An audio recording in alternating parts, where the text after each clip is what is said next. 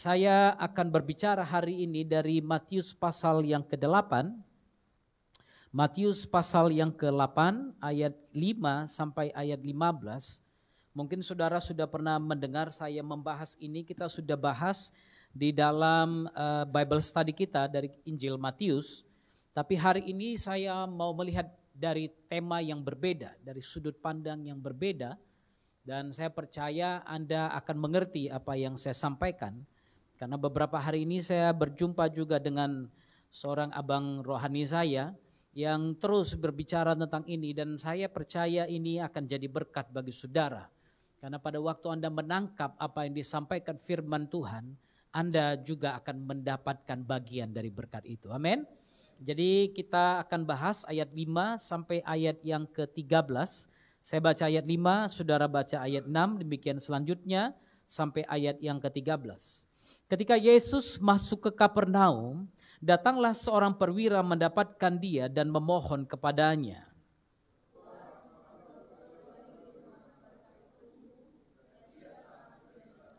Yesus berkata kepadanya, "Aku akan datang menyembuhkannya."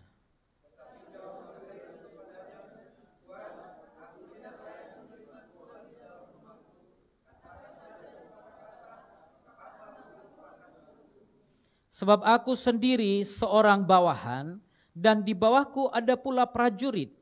Jika aku berkata kepada salah seorang prajurit itu pergi, maka ia pergi. Dan kepada seorang lagi datang, maka ia datang. Ataupun kepada hambaku kerjakanlah ini, maka ia mengerjakannya.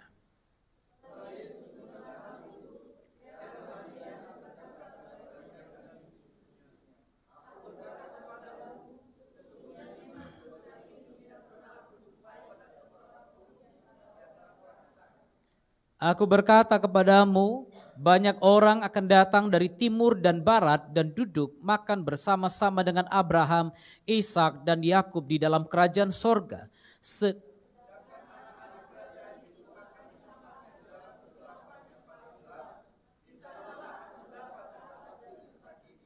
Lalu Yesus berkata kepada perwira itu, "Pulanglah dan jadilah kepadamu seperti yang engkau percaya." Maka pada saat itu juga sembuhlah hambanya. Saya memberikan tema firman Tuhan hari ini, ditetapkan di bawah otoritas. Saudara, otoritas berbicara tentang pendudukan diri, ya, bahwa seseorang yang di bawah otoritas adalah orang yang tunduk, yang taat dan yang mendengar, ya. Itu sebabnya saya berikan tema ini, saya ambil dari ayat yang ke-8 dan 9 itu ada satu frase di situ di mana dikatakan bahwa aku sendiri seorang bawahan. Aku di sini dibilang seorang bawahan, tapi nanti saya akan menyampaikan kepada saudara apa maksud dari kalimat ini atau kata-kata ini. Saudara perhatikan ayat 5 lebih dulu. Ketika Yesus masuk ke Kapernaum, datanglah seorang perwira mendapatkan dia dan memohon kepadanya. Perhatikan yang pertama, firman Tuhan mencatat ada seorang perwira. Ini bukan prajurit, tapi perwira. Dari kebangsaan Romawi, dari orang yang tidak mengenal siapa Yahweh, orang yang tidak tahu siapa Tuhan daripada orang-orang Yahudi ini. Tapi kalau Anda baca dalam Lukas pasal 7, di Lukas 7 itu dikatakan orang ini suka membantu pembangunan rumah ibadat. Ya, lalu saudara dia suka terlibat dalam pekerjaan-pekerjaan yang dilakukan di kalangan orang-orang Yahudi. Tapi perhatikan, seorang perwira yang punya jabatan, kedudukan dan lain sebagainya, itu biasanya punya gengsi tersendiri. Saya selama 8 hampir 9 hari kemarin mengikuti pelatihan Lemhanas. Dan hampir semua yang berbicara di kami itu jenderal-jenderal yang punya pangkat-pangkat yang sangat bagus. Ada yang purnawirawan. Dan biasanya orang yang berada di atas golongan-golongan atas itu, saudara, mereka punya tempat tersendiri. Kalau saya boleh katakan seperti itu. Ya, bahkan ada yang purnawirawan, saudara. Dan kebetulan yang menjadi ketua kelas kami itu Maijen, saudara, pangkatnya. Tapi begitu dia lihat yang bicara itu walaupun purnawirawan, tapi orang ini punya pangkat lebih tinggi dari dia. Saudara, belum apa-apa dia siap jenderal, saudara, ya inilah yang disebut dengan otoritas itu. Jadi perhatikan firman Tuhan, katakan dia datang, perwira itu datang kepada Yesus. Kalau seseorang datang kepada Yesus, seorang dengan jabatan yang tinggi datang kepada seorang yang lain, itu menunjukkan bahwa ia menyadari bahwa Yesus lebih tinggi daripadanya. Haleluya. Itu sebabnya perhatikan ini. Ketika Yesus masuk ke Kapernaum, datanglah seorang perwira mendapatkan dia dan memohon kepadanya. Saya gambarkan seperti ini. Ada beberapa gambar yang saya lihat di internet. Tapi saya rasa ini yang paling cocok. Karena ada kata memohon di situ. Kata memohon, tidak mungkin orang memohon, datanglah ke rumahku. Nggak mungkin kan orang mohon, ayolah ke rumahku yuk, datang yuk, kapan bisa yuk, ayo. Nggak memohon itu namanya, itu ngatur, saudara. Itu ya mau undang pun, kalau saya diundang orang begitu saya nggak akan datang. Terus terang aja. Ya macam aku nggak bisa masak aja di rumahku gitu kan. Ya pakai telur goreng pun udah bisanya aku masak, puas-puas aku makan di rumahku pakai kecap gitu kan. Apalagi kalau ada ikan teri kacang, wah lebih jadi lagi itu, saudara. Jadi kalau ada orang datang memohon, pasti sikapnya kelihatan. Saya gambarkan seperti ini, saya setuju dengan gambar ini. Karena dia pasti akan merendahkan dirinya, bukan hanya hatinya, tapi dirinya dia rendahkan, lalu datang kepada Yesus. Saya suka beberapa kata-kata dalam Alkitab. Kalau dalam bahasa Inggris memohon ini disebut urging. Urging seperti memelas, meminta sesuatu. Padahal ini untuk hambanya loh. Ini bukan untuk anaknya, ini untuk hambanya. Tapi hamba itu dekat kepada dia. Mungkin sejak kecil hamba itu tinggal di rumahnya. Dan dia siap memohon kepada seorang raja yang dia tahu pangkatnya, kedudukannya lebih tinggi daripada dia. Bahkan lebih tinggi dari siapapun itu. Haleluya. Perhatikan apa yang dia katakan di sini. Tuan, sayangnya dalam bahasa Indonesia dikatakan Tuan. Ya bisa saja saudara. Tapi dalam bahasa Yunani dikatakan kurios. Tuhan, orang yang terhormat, orang yang punya kedudukan yang di atas yang lain. Hambaku terbaring di rumah karena sakit lumpuh dan ia sangat menderita. Saudara perhatikan ini. Pada waktu dia datang, apa yang dia lakukan? Dia sampaikan laporan kepada bosnya. Haleluya. Dia menyampaikan laporan kepada pemimpin tertingginya. Dia katakan bahwa hambanya sakit keras, lumpuh dan sangat menderita. Seorang bawahan cukuplah menyampaikan laporan, maka atasan pasti bertindak. Betul enggak bapak-bapak yang ada dalam lingkup ini? Kalau Anda punya masalah di lapangan, bukankah Anda tinggal melaporkan pimpinan Anda? Pimpinan akan bertindak.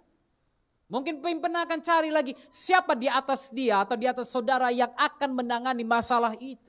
Seorang bawahan cukup sampaikan laporan maka atasan pasti bertindak. Ini yang dia lakukan kepada Yesus. Dia katakan, Tuhan, hambaku terbaring di rumah karena sakit lumpuh dan sangat menderita. Ini laporannya. Hambanya sakit lumpuh dan sangat menderita. Itu sebabnya dia terbaring di rumah. Lalu saudara perhatikan ini, bawahan, saya harus katakan ini, bawahan jangan kasih perintah kepada atasan.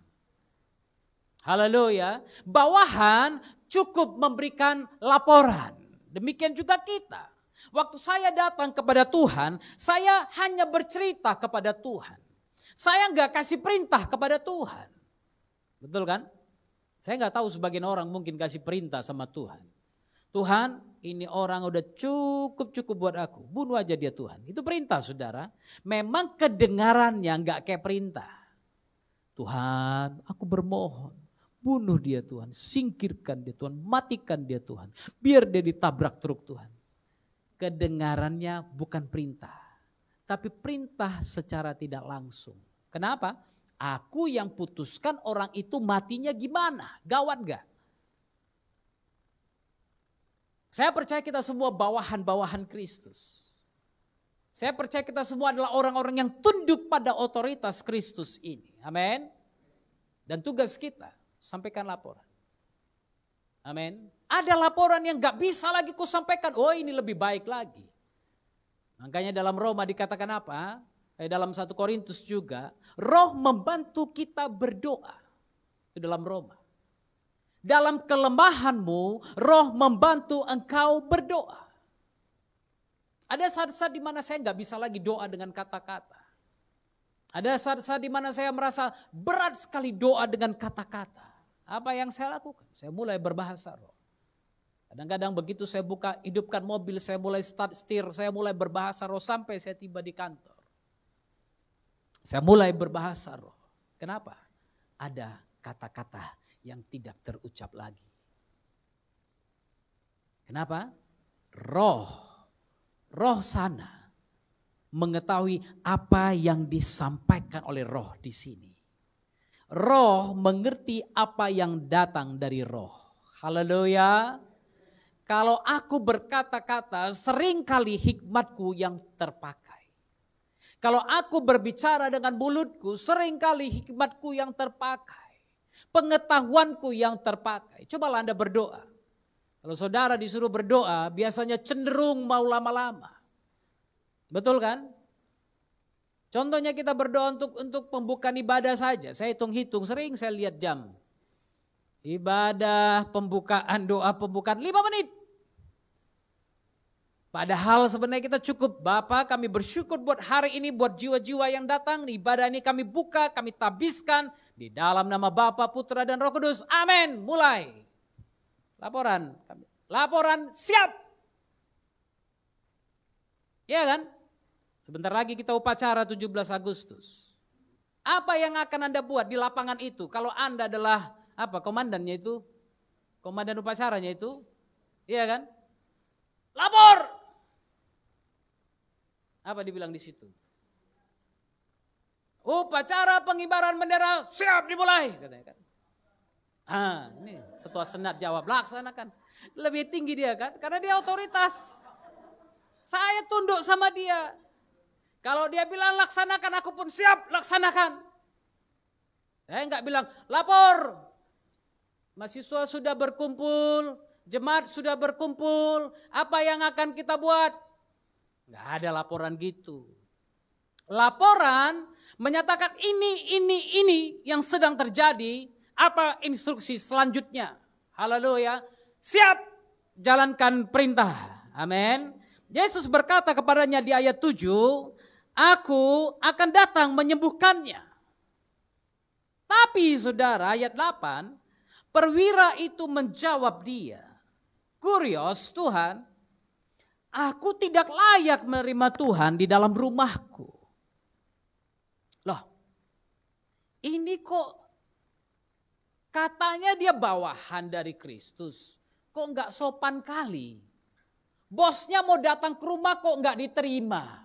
Kan gitu saudara mungkin Anda bisa bilang. Ya kan? Kedengarannya tidak sopan, kedengaran seperti dia menolak sang atasan datang. Haleluya. Tapi saudara dengarkan saya. Belajar lihat dari kacamata yang berbeda. Saya belajar kemarin, saya belajar melihat pada waktu saya membaca ayat ini. Ini menunjukkan sikap siap seorang bawahan terhadap perintah atasannya. Siap, yang betul-betul siap untuk melaksanakan perintah. Bukan sekedar siap, saya punya banyak orang yang siap pak. Tapi di lapangan berbeda. Banyak orang yang siap pak di mulut doang. Siap pak, kerjamu kok enggak siap-siap? Iya pak, tadi udah aku bilangnya siap pak. Saya pernah tahun 2000 sering sekali tinggal di Jogja. Dan kami sering tinggal di satu hotel namanya Phoenix. Saya dengan almarhumah Ibu Radius Prawiro selalu kami di hotel itu. Satu hari kamar yang saya pakai itu ledingnya itu bocor, saudara. Kerannya itu bocor. Saya paling gak suka lihat air terbuang, listrik terpakai sia-sia. Saya panggil orang hotel, Mas, sini, itu air bocor. Wah jawabnya, siap Pak. Enggak. Ya Bu ya gitu kan. Siap, tangannya gini lagi saudara. Siap Pak katanya. Oh aman ini gue pikir. Oke aku pergi dulu ya, nanti pulang udah beres ya. Saya pulang ini bocor kok gak hilang. Saya panggil lagi, Mas itu kok gak hilang bocornya. Oh siap Pak, enggak katanya. Lah apa maksudnya siap Pak enggak ini? Ya udah kapan dikerjain? Siap Pak, enggak. Orang ngertos aku. Udah pergi lagi malamnya. Pergi lagi, pelayanan lagi. Pulang masih bocor. Ini manusia gak bisa diomongin ini kayaknya. Saya langsung panggil manajernya. Saya bilang ini udah 3 kali ku bilang bocor dan tidak dikerjain. Ku bilang. Jawabannya siapa? Enggak. Aduh. Saudara jujur saya bilang gini, benar-benar terjadi. Tapi mungkin karena aku bicara sama manajernya lah akhirnya selesai saudara. Tapi yang siap Pak G yang ketiga, yang keempat itu benar-benar dilakukan. Saya percaya siap yang disampaikan sang perwira ini berbeda. Saudara perhatikan jawabannya. Dia bilang Tuhan aku tidak layak. Kata yang dipakai memang di bahasa Indonesia hanya kata layak. Tapi di dalam bahasa Yunaninya hikanos itu artinya I'm not sufficient enough. Aku tidak cukup mempunyai. Atau mungkin aku tidak punya apapun untuk menampung engkau di rumahmu. Jadi bukan tidak layak karena jabatan yang dia punya. Tapi ada kerendahan hati di situ. Bos, aku gak layak menampung engkau. Karena apa yang semestinya aku siapkan untukmu tidak ada di rumahku. Kalau seorang raja datang, saudara lihat Pak Jokowi datang kemarin di Solo ya, waktu melihat olahraga Paralympics untuk orang-orang cacat. Apa yang terjadi? Begitu turun dari pesawat karpet merah dibentangkan. Pengawalan siap kanan dan kiri, di mana-mana. Di mana-mana sepanjang jalan sampai ke stadion di Surakarta itu semua orang mengawal, polisi mengawal, tentara mengawal, bahkan rakyat pun ada yang mengawal. Lebih kurang perwira ini katakan Tuhan, aku tidak punya semua ini mempersiapkan kedatanganmu. Bukan sombong. Tapi dia katakan siapa aku ini Tuhan, aku gak punya segalanya untuk menyambut kedatanganmu. Itu sebabnya dia katakan, Tuhan aku ini tidak layak untuk menerima Tuhan dalam rumahku. Tapi katakan saja sepatah kata, maka hambaku itu akan sembuh. Haleluya. Mana tepuk tangannya? Mesti orang Malaysia bilang baru tepuk tangan. Haleluya. Katakan saja sepatah kata, maka hambaku itu akan sembuh. Haleluya. Sepatah kata. Coba lihat kita. Kalau ada hamba Tuhan letakkan tangan. Terima dalam nama Yesus. Sembuh. Hamba Tuhan pergi. Dia buka mata. Kok gak jatuh aku? Kok panjang? Mana doanya kok cuma kayak gitu? Mana? Kok gak ada yang lain? Kok cuma bilang sembuh? Kayak mana aku sembuh kalau dibilangnya cuma sembuh? Lah kayak gitulah kau sembuh. Namanya ini bilang sembuh. Sembuhlah sepatah kata. Maka hambaku itu akan sembuh. Saya banyak keliling pelayanan. Khususnya di altar call. Kadang-kadang memang capek saudara. Saya kadang-kadang beberapa gereja saya layani. Kalau altar call itu juga kok yang maju ke depan. Kadang-kadang saya tanya, hari ini apa lagi? Masalahnya ini sakit. Dia tunjukin gitu. Ini sakit. Iya, aku bilang. Nanti mungkin bulan depan saya diundang lagi. Apalagi sakit, orang yang sama juga. Ini sakit kali. Pokoknya seluruh tubuh itu sakit.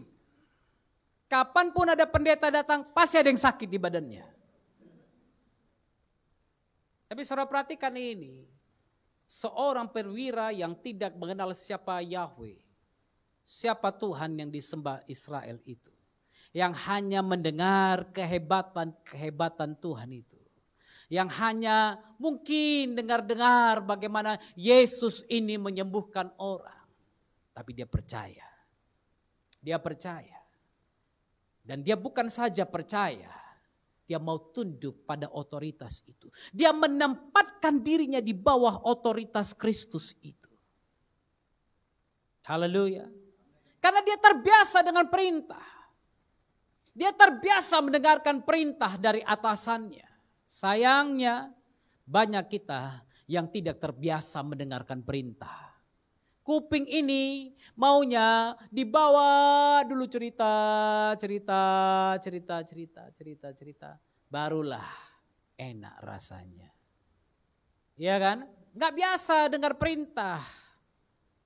Tapi si perwira ini adalah orang yang biasa dengar perintah. Ayat 9 dia katakan, sebab aku sendiri seorang bawahan.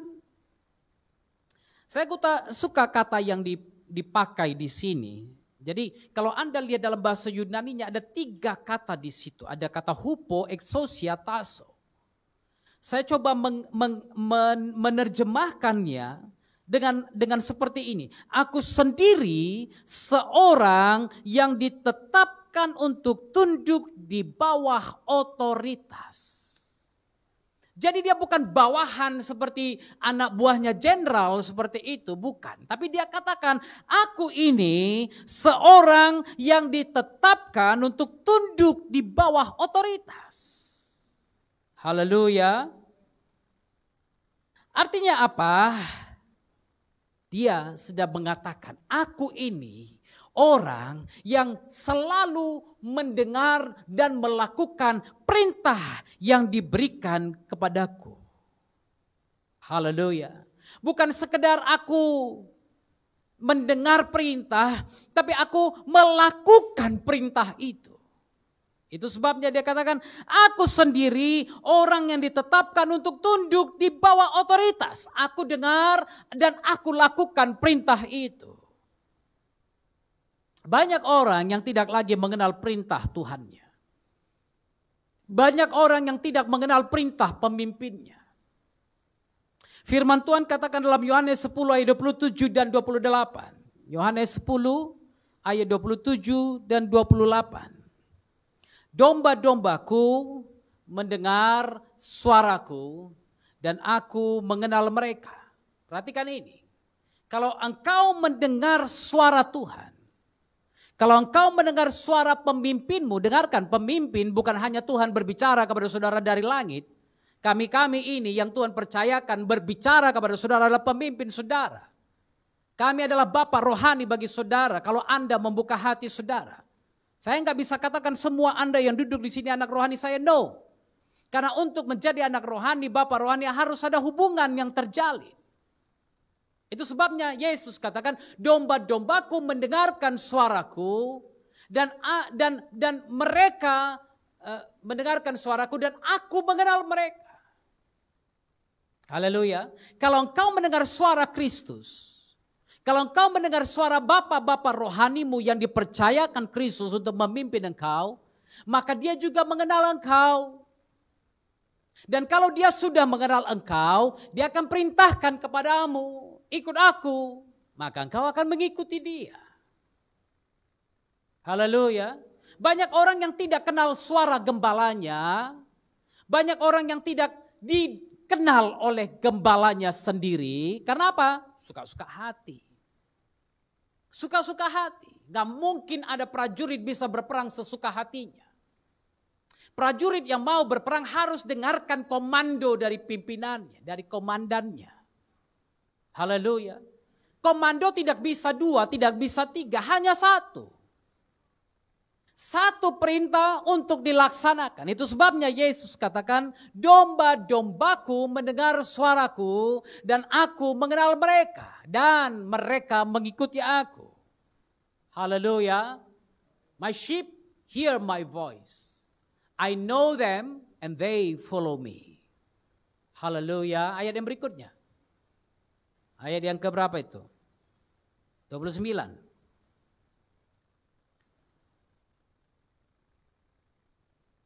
Ayat 28. Dan aku memberikan hidup yang kekal kepada mereka. Jadi jangan berharap menerima hidup yang kekal kalau Anda tidak mendengarkan suara gembala Anda. Dan gembala saya. Kristus itu. Haleluya. Belajar dengar suara Kristus. Belajar mendengarnya dengan baik. Kalau engkau mendengar dengan baik, engkau diberikan hidup yang kekal. Dan engkau tidak akan binasa sampai selama-lamanya. Dan seorang pun tidak akan merebut mereka dari tanganku. Dari tangan lo. Jangan pikir karena Anda merasa Anda adalah domba. Anda bisa sesuka hati Anda. Tidak bisa. Bahkan dari tanganmu engkau bisa direbut. Dari tangan gembala itu engkau bisa direbut. Saudara pernah lihat singa kalau lapar gimana? Dia nggak peduli siapa yang dengan saudara.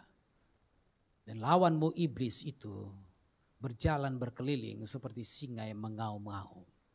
Yang siap menerkam engkau kapan saja. Karena itu belajar dengar suara Tuhan.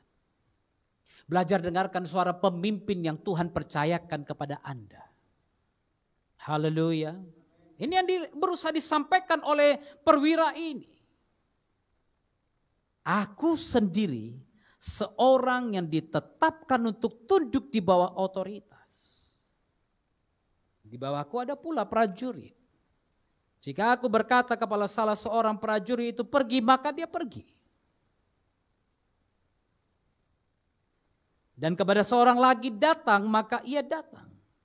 Ataupun kepada hambaku, kerjakanlah ini, maka ia mengerjakannya.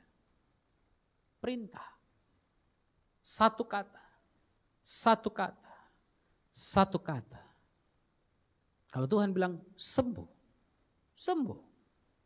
Tuhan bilang bangkit, bangkit. Jangan bilang gak bisa Tuhan, pinggang masih belum kuat.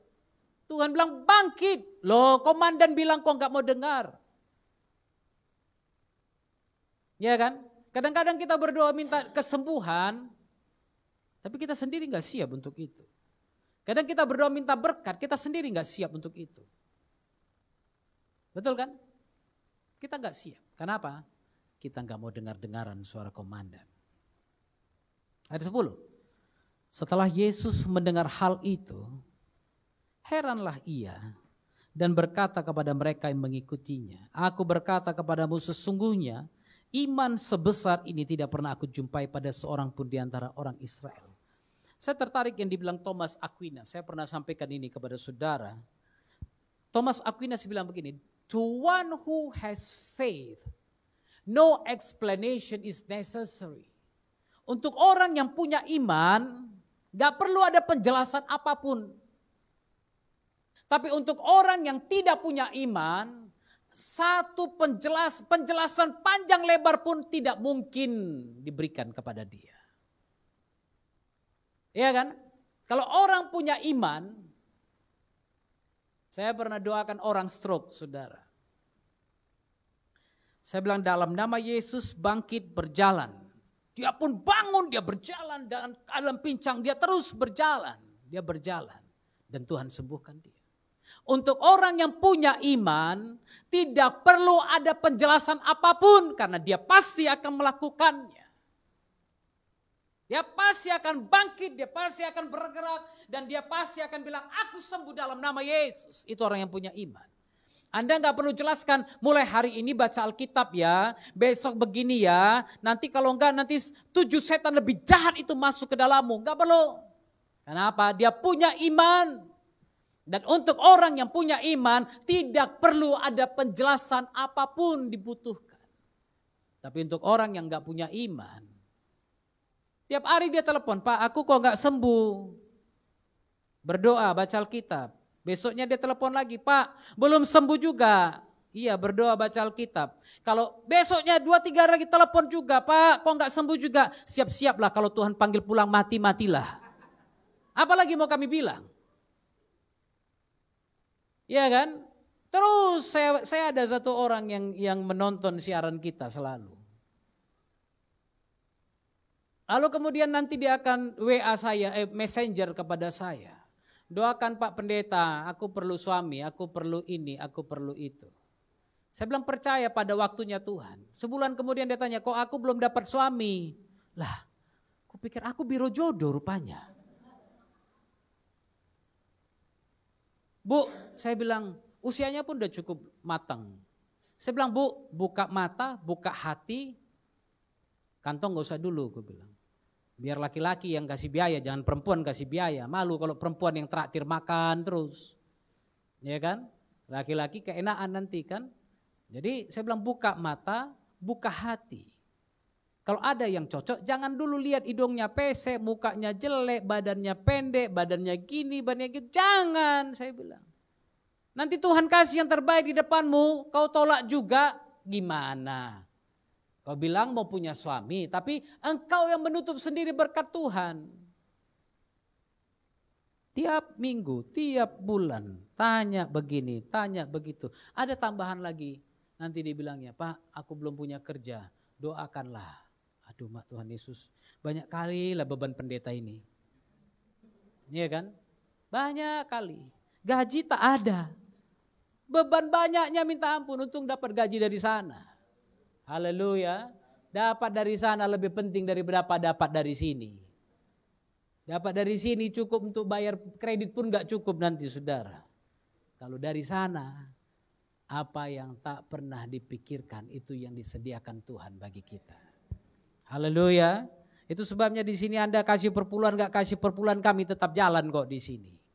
Anda bayar, Anda taat pada firman Tuhan, gak taat pada firman Tuhan kami tetap jalan di sini. Kenapa? Karena Tuhan adalah gembalaku, takkan kekurangan aku. Dia membaringkan aku di padang yang berumput hijau. Dia memberi aku makan. Dia menyediakan hidangan di hadapan lawanku. Haleluya. Saya tahu banyak orang yang inginkan kematian pelayanan kami. Banyak berusaha menyerang. Dari awal saya pernah ada orang-orang yang bilang itu kapal selam bukan kapal seram saudara. Dulu dibilang kapal selam mau tenggelam itu katanya. Dia lupa kapal selam bukan tenggelam. Kapal selam nyelam sebentar, mengintai di bawah laut, memperhatikan posisi, lalu dia bangkit. Bahkan kadang-kadang dari laut dia kirim rudal.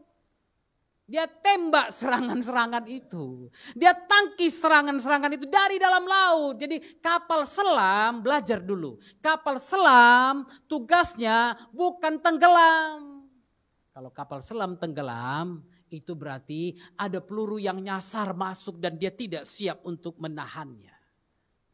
Haleluya. Karena itu saya berpikir, oh puji Tuhan dia bilang aku kapal selam. Karena dia enggak tahu kapal selam punya rudal yang bisa menghancurkan. Haleluya. Kapal selam ini punya rudal yang namanya Yesus Kristus dan bala tentara sorgawi yang siap menghancurkan semua kubu-kubu pertahanan manusia. Kubu-kubu yang menghancurkan manusia. Kubu-kubu yang merusak pelayanan. Kubu-kubu yang menghancurkan pelayanan. Tepuk tangan. Masih harus dibilang-bilang rupanya. Mudah-mudahan di tempat baru Tuhan kirim orang-orang gak perlu bilang tepuk tangan lah. Haleluya. Ayat 10. Jawaban yang Yesus lihat adalah jawaban yang datang dari dalam hati. Pada waktu dia bilang Tuhan aku tidak layak menerima engkau, itu adalah jawaban yang dari dalam hati. The answer came from a pure heart. A heart that submit to the authority of Christ. Hati yang tunduk kepada otoritas Kristus. Dengarkan Max Lucado katakan apa? To have a pure heart, we must submit all thoughts to the authority of Christ. If we are willing to do that, it will change us to be like Him.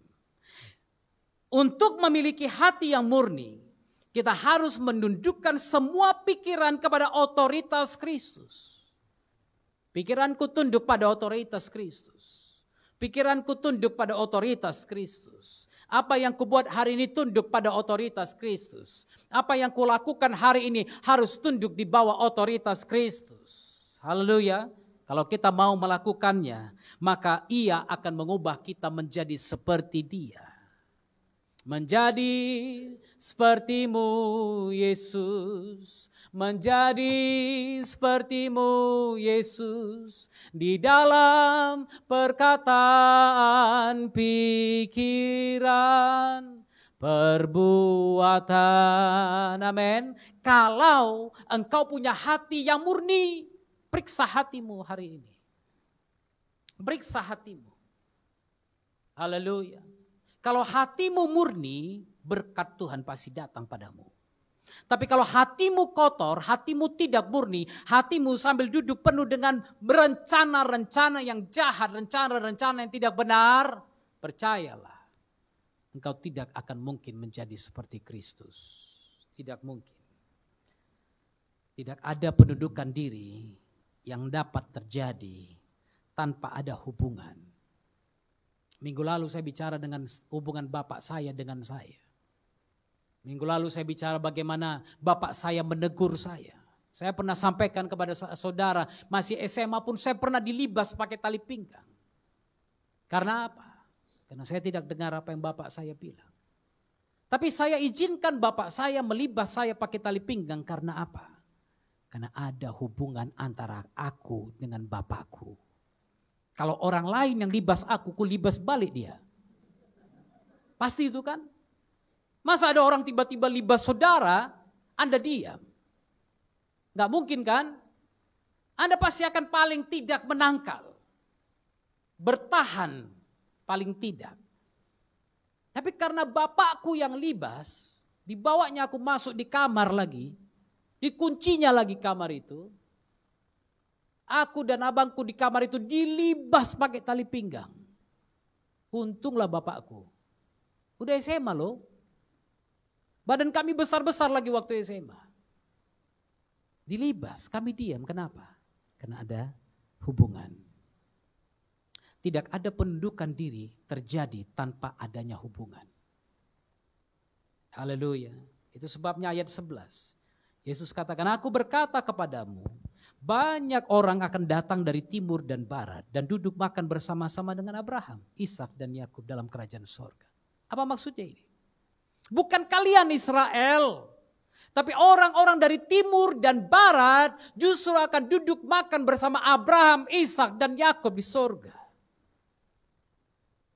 Sedangkan anak-anak kerajaan itu akan dicampakkan ke dalam kegelapan yang paling gelap. Saudara lihat, kenapa Yesus pakai istilah anak-anak di sini? Ada Abraham, ada Ishak dan Yakub. Kenapa saudara? Karena penundukan diri bukan hanya tentang otoritas saja. Ayo lihatkan, tunjukkan slide saya berikutnya. Bukan hanya tentang ketaatan saja. It's all about relationships of love and respect. Pendudukan diri bukan tentang otoritas. Jadi kalau Anda mungkin tunduk, dengarkan apa yang saya bilang di sini bukan karena saya punya otoritas saja. Memang kami diberikan otoritas oleh Tuhan untuk memimpin jemaat Tuhan di sini. Menjadi bapak-bapak rohani bagi jemaat Tuhan yang mau menjadi anak rohani kami. Bukan hanya tentang otoritas, bukan hanya tentang ketaatan, tapi tentang relationship, hubungan. Hubungan dari apa? Kasih dan hormat. Haleluya. Ini yang dilakukan perwira itu. Dia melihat ada satu hubungan antara aku dengan Kristus itu. Mungkin gak disampaikan di sini, tapi saya percaya. Ada satu hubungan yang berbeda yang dia lihat antara Kristus dengan dia. Itu sebabnya Paul Young ini katakan submission is not about authority and it's not about obedience. Bukan tentang otoritas atau obedience atau ketaatan. Tapi tentang hubungan kasih dan hormat. Itulah yang terjadi antara bapakku dengan saya. Aku mengasihi bapak saya. Dan aku menghormati dia sebagai bapakku. Aku menghargai dia. Haleluya. Haleluya. Saudara cukup cari pengajar. Itu sebabnya kita udah belajar 1 Korintus 4 ayat 15. Sekalipun kamu punya banyak, beribu-ribu pendidik dalam Kristus. Kamu tidak punya banyak bapak. Beberapa hari ini, saya nggak tahu ada berapa orang yang tiba-tiba bilang, oh Pak Oktav bapak rohani saya. Kemarin juga kami sedang menunggu sesuatu. Ada yang WA istri saya, oh ini Bu, ini katanya anak rohani bapak juga. Loh, aku bilang rupanya banyak anak rohaniku tersebar di mana-mana. Tapi saya nggak percaya anak rohani bisa terjadi begitu saja. Haleluya, nggak percaya. Kenapa? Anak rohani harus punya hubungan dengan bapaknya. Bukan karena seminggu sekali Anda datang ke sini Anda anak rohani saya. Saya bilang, oh enggak, dia bukan anak rohani saya, tapi saya kenal dengan dia. Saya tahu siapa dia. Haleluya. Karena kalau dia anak rohaniku, dia menghormati aku, dia mengasihi aku. Haleluya. Itu sebabnya kamu sudah punya banyak beribu-ribu pendidik dalam Kristus. Tapi kamu tidak punya banyak bapak. Gak punya banyak bapak. Karena akulah yang dalam Kristus Yesus telah menjadi bapakmu. Kenapa? Karena Injil yang kuberitakan kepadamu. Haleluya. Kalau Anda mendengarkan Injil, firman Tuhan dari satu orang, setiap hari, setiap minggu, setiap bulan, setiap tahun, belajar menghargai orang itu. Datang kepadanya, minta dia menjadi bapa rohanimu. Siapapun itu. Satu hari, Opa Bruce Mitchell datang kepada saya.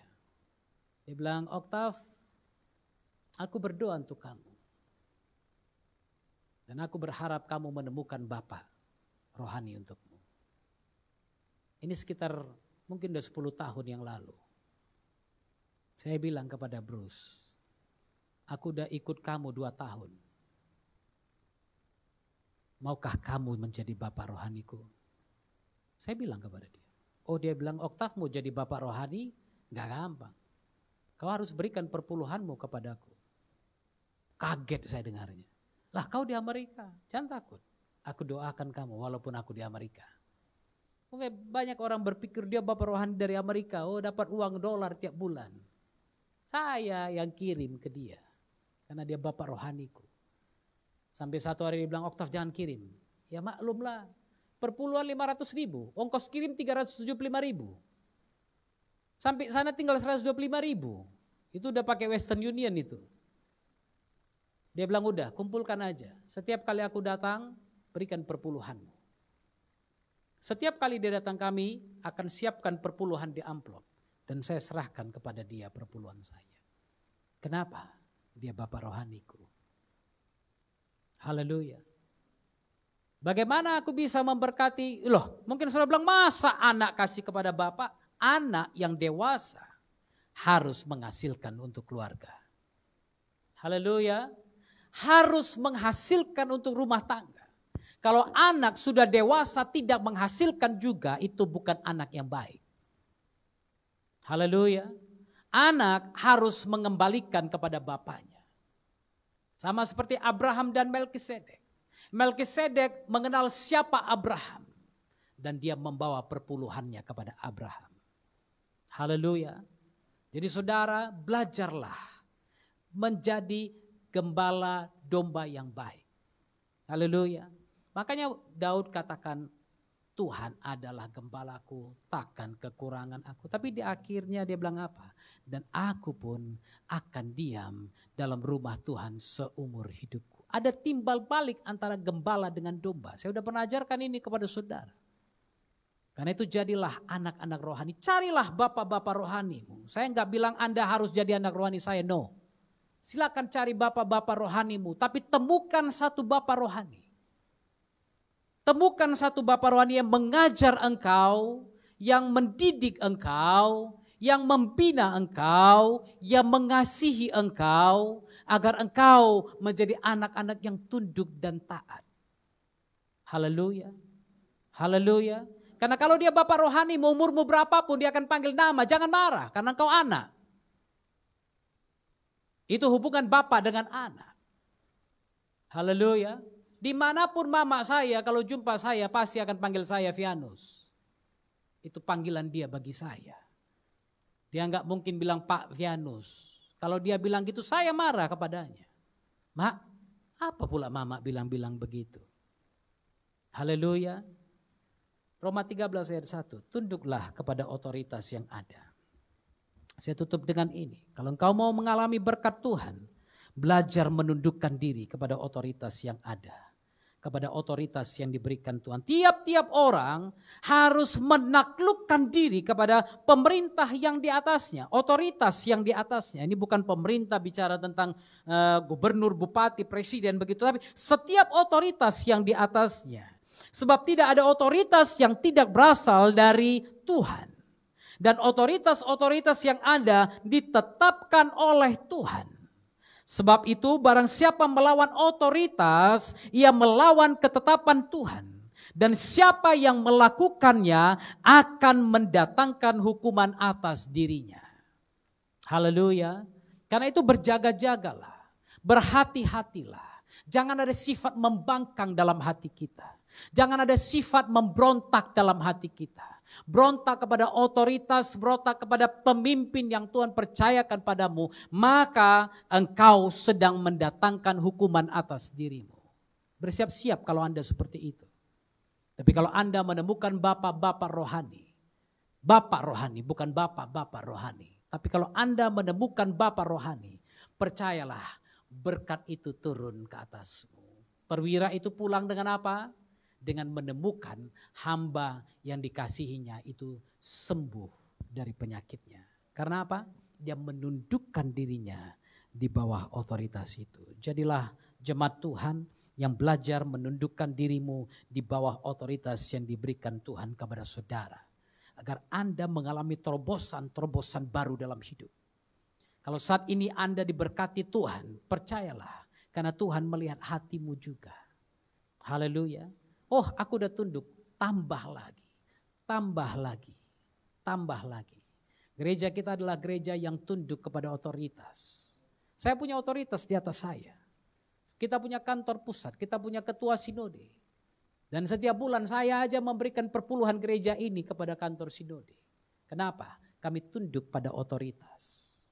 Haleluya, mari belajar. Belajar tundukkan diri di bawah otoritas. Agar kita mengalami berkat Tuhan dalam hidup kita. Haleluya.